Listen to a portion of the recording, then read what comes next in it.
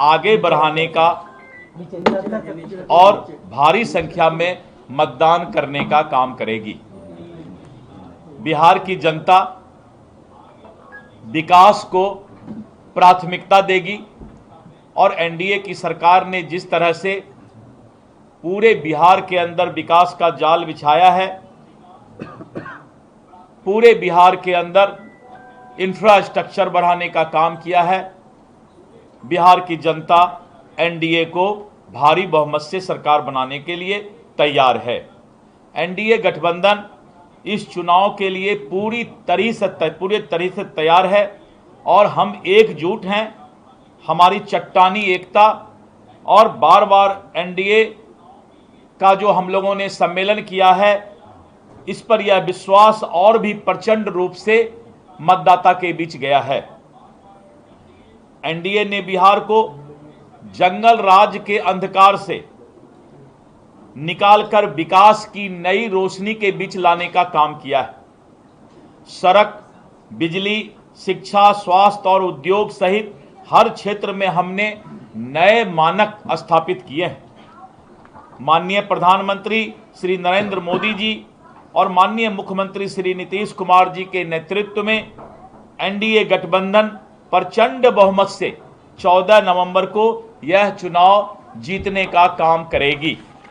और इसके साथ साथ बिहार के युवा, महिलाएं, किसान, गरीब, मजदूर, दलित, वंचित, पिछड़े और अति पिछड़े सभी वर्ग इस बार एनडीए के साथ चट्टान के तरह खड़ा है।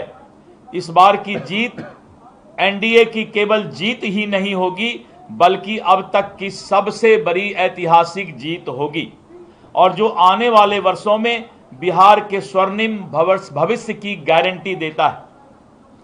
इस बार बिहार नरेंद्र मोदी जी के गारंटी पर और नीतीश कुमार जी के विकास पर अपना मतदान करेगी और 14 नवंबर को परिणाम ही घोषित नहीं होंगे, बल्कि बिहार की जनता फिर से एनडीए का भारी बहुमत से सरकार बनाने का ऐतिहासिक फैसला करेगी। दिलीप जी, आप लोगों ने मांग की थी कि एक फेज में चुनाव होना चाहिए।